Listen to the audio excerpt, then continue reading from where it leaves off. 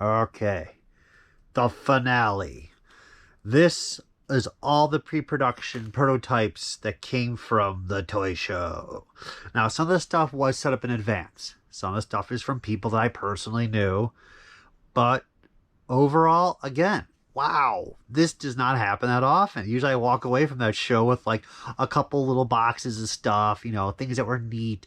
Maybe I got lucky and I got that one find, usually not pre-production. But here we are. Let's start off with the proof cards. I picked up some proof cards. These are the vintage collection. We have a TIE Fighter pilot on Return of the Jedi card. This is important if you guys collect your proof cards. I love how, like, when you get the fresh, brand new cases, somehow they just get the dust bunnies. They're so attracted to the new cases, they just make it look even worse. Got Darth Vader, again on Return. Slave Leia on Return. Revenge Boba Fett. Zam Wessel, because everyone loves Zam until she showed the lizard face, and then nobody likes Zam anymore. And a B-Wing pilot. So these are all proof cards.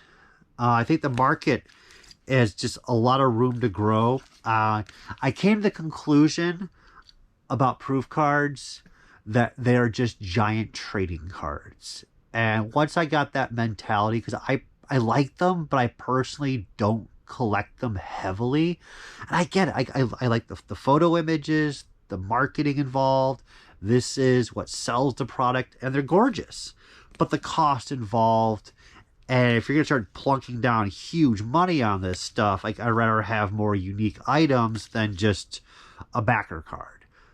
But part of me obviously still like, I want to keep it all. So some of these were given out. Unlike the original vintage Kenner toy line proof cards, where all of them are prototypes.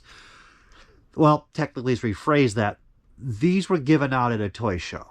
So at San Diego Comic-Con and other events, Hasbro would hand out proof cards. So that's where you get the quasi, like, well, they're all prototypes until they hand them out. But they didn't hand out every character, but there were some discrepancies. So let's say, I believe Vader was one, and I know for sure Fett was one. But the Fett that was handed out was a Return of the Jedi proof card, and the Vader that was handed out was a Revenge of the Jedi. They never gave out these two, which makes these much more valuable. And I had a slight debate with myself on that, because I was like, that's such a minor thing. But then again, the vintage proofs of the 80s, Revenge and Return is a big ordeal. Square corners, is a punched unpunched. I mean, those minor details make a huge difference in value. Slave Leia was definitely one to get to, because they're not going to be making anything that had to do with the slave outfit anymore. So I said, gotta snatch that up. Some of these will be for my collection. I'm a big Zam fan. I think she's cool and fun, and would like more of the character, let alone less of the lizard head. But I'm just paying very fair prices for these, and it's that moment where you get it or you don't, because once you pass on these, they're not going to show up again. They're all being locked down. And when I was offered these proof cards previously, many years ago, when they were more available, prices were much more fair, but I didn't believe the market was going to get much stronger on them. And then, as I said, they just started drawing up, and they start talking to people, and there's hordes of collectors for these Star Wars proof cards, from the 30th to the Legacy to the Vintage Collection, Clone Wars.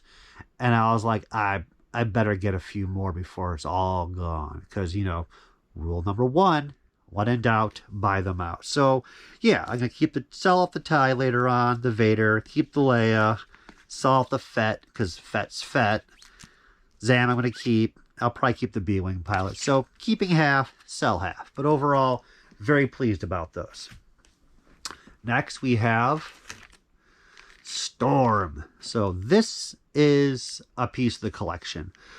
I never got much Toy Biz pre-production stuff.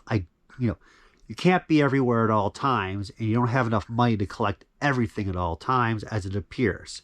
Storm and Wolverine from the first X-Men series produced by Toy Biz were the first characters I picked up at a toy show. Wolverine is just badass. Storm is also badass, but she lit up. Like anything that lights up or glows in the dark, I'm a sucker for. So those are the first two figures I picked up from the original series. So I'm trying to focus on pre-production from the first 2 to 3 series. I'll take a few other pieces here and there for sure, but I'm focusing on that. So this piece is the Marvel Hall of Fame, which is much later, but it still is the vintage Storm, just done a little different. This piece is completely hand painted.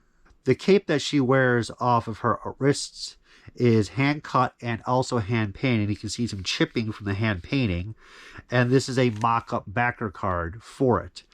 The arm did break. It is a production toy, so it's not a complete boo-hoo, but somebody decided to strap it down at Toy Biz, and that's what caused the break.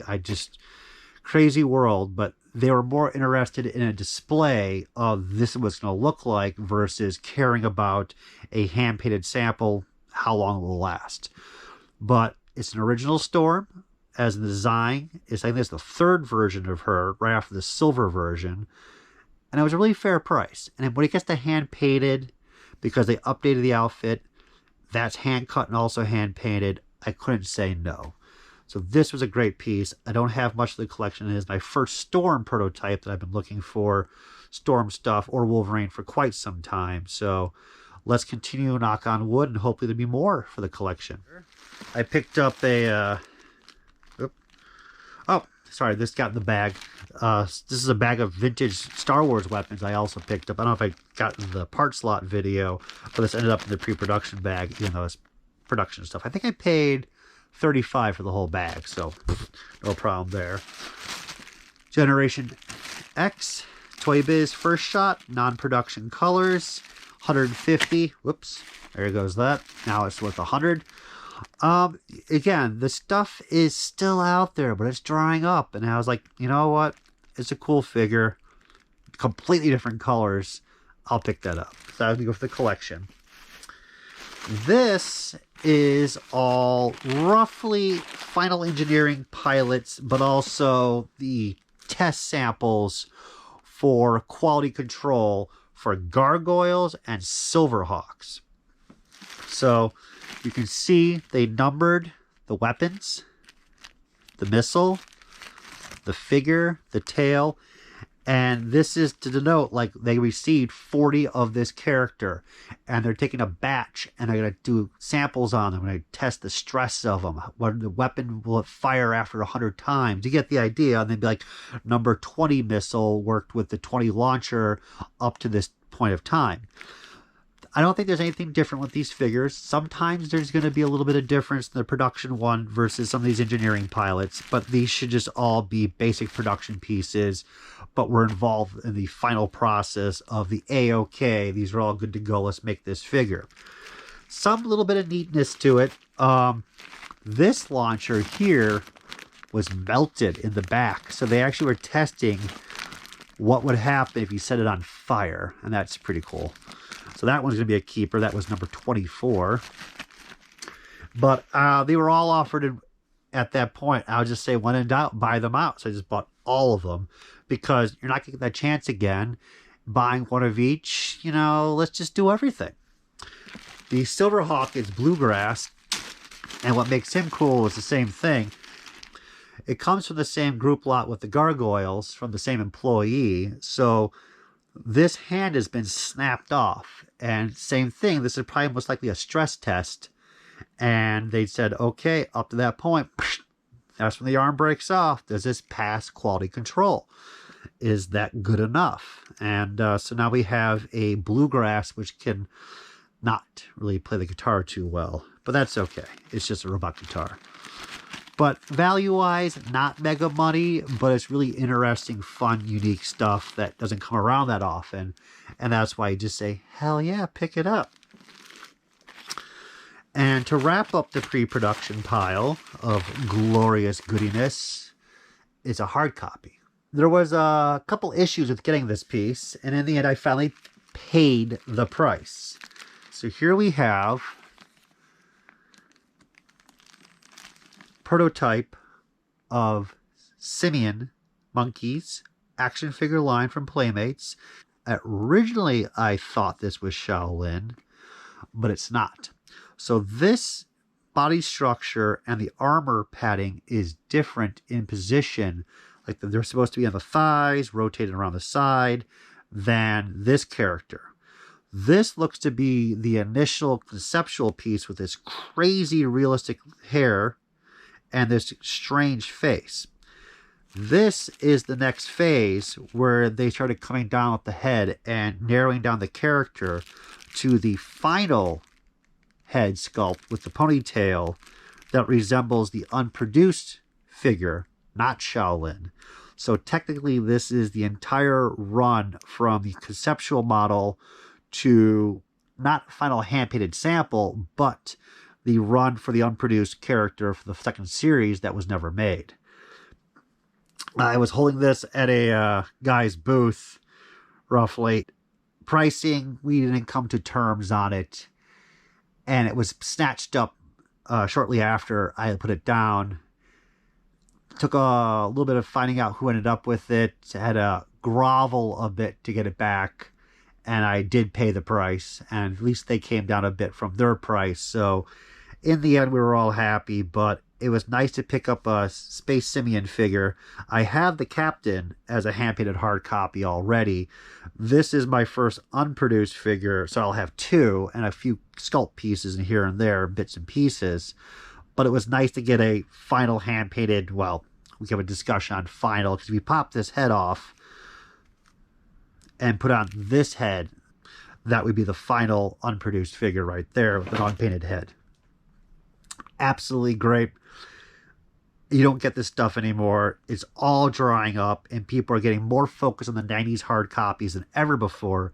So prices are getting hotter, and it's hard to, at least for me, to internalize. Like, if I see stuff like this, let's say 4 years ago, I would be like, that's insane. Who the hell would pay that? And then now that the market's on fire, you have to remember and like squash those feelings and those thoughts down and be like, look, just pick it up. Rule number one, when in doubt, buy them out. So I dropped the head there. Wonderful. Again, you just don't get this much pre-production stuff, let alone at a show. Willy-nilly, half of it at random just shows up at someone's booth. So I'm pretty excited for the next show. I hope we're going to find just as much stuff, but it usually comes and goes like the wind. So I may come back with nothing next show, but we'll find out soon.